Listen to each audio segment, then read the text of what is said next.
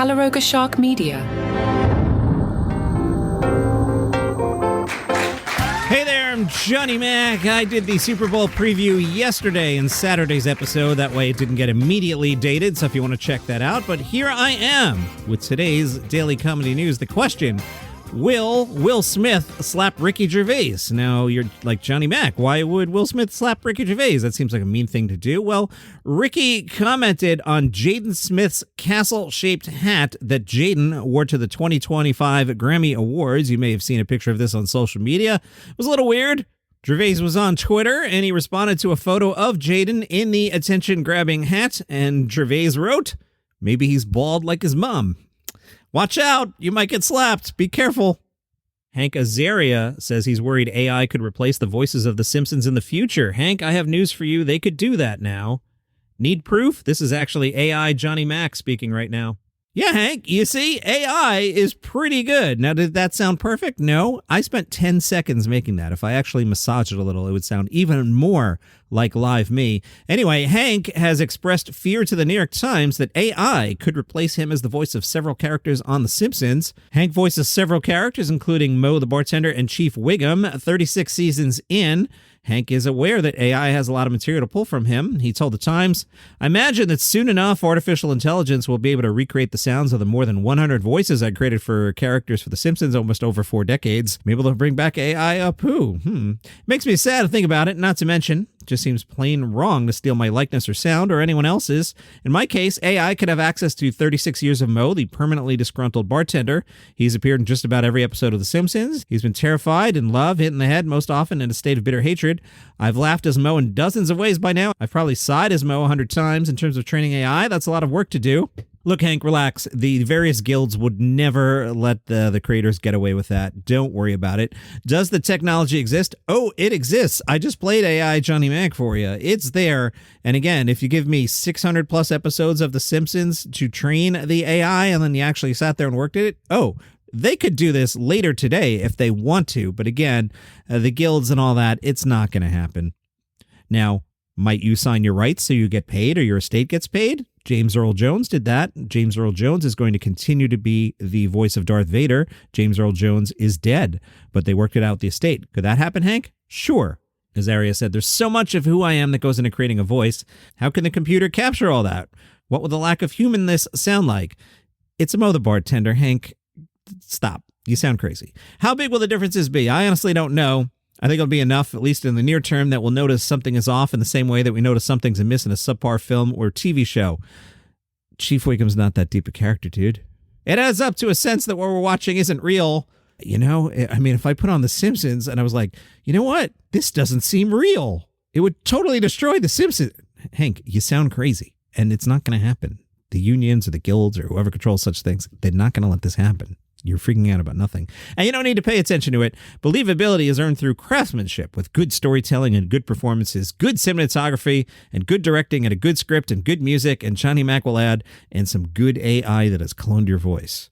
Kim Kardashian is upset with Tony Hinchcliffe during the roast of Tom Brady. Tony suggested that Kim is a whore.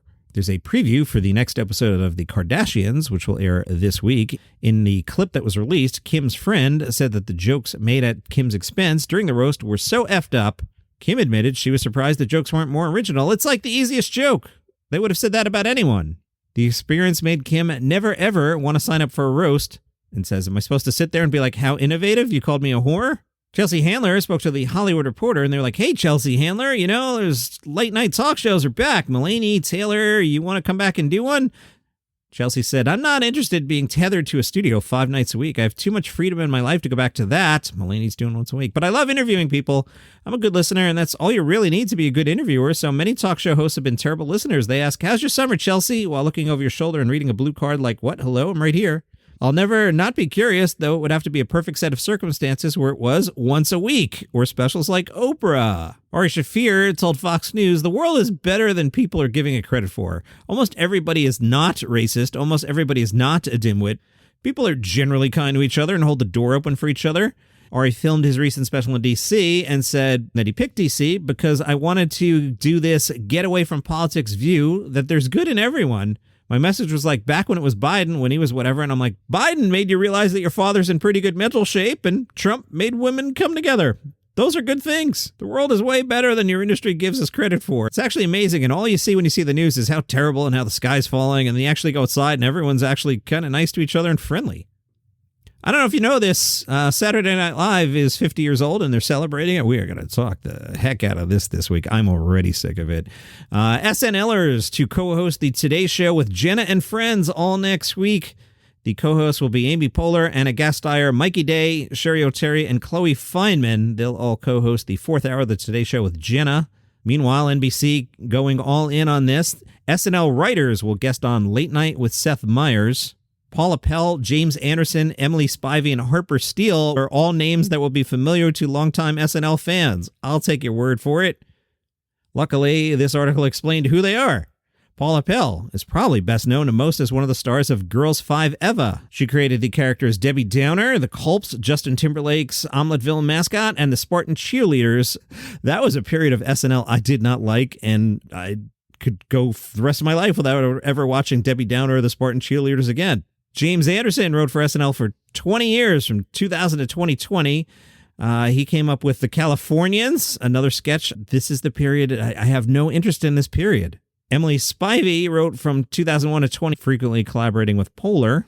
This article did not mention what sketches she came up with. Harper Steele wrote for 13 years, starting in 95, and served as the show's co-head writer from 04 to 08. She wrote The Ladies' Man with Tim Meadows, Astronaut Jones with Tracy Morgan, and Oops, I Crapped My Pants. You know Harper from the recent documentary Will and Harper, which sees the newly transitioned Steele travel cross-country with her old friend Will Ferrell. Also on Seth this week, Bill Murray guests on Tuesday night. And there's apparently a whole business for Jimmy Fallon children's books.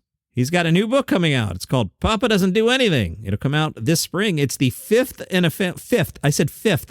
It's the fifth. 5. You're not mishearing me. The fifth in a family series that began in 2015 with Your Baby's First Word Will Be Dada.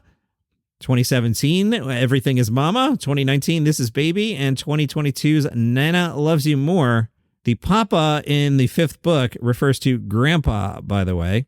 The book tells the story of a child who believes that their grandfather doesn't do anything. Jimmy Fallon told people, this book is a tribute to the dads and grandpas in our lives and what they've done for all of us. And the title will be sure to get a laugh if they receive it as a gift. There's a market for this, huh? This does not include Jimmy Fallon's recent 5 More Sleeps Till Christmas and 5 More Sleeps Till Halloween. So there's a market for 7 Jimmy Fallon children's books? Okay. Sure. That's your comedy news for today. I don't have anything else to say. Bye.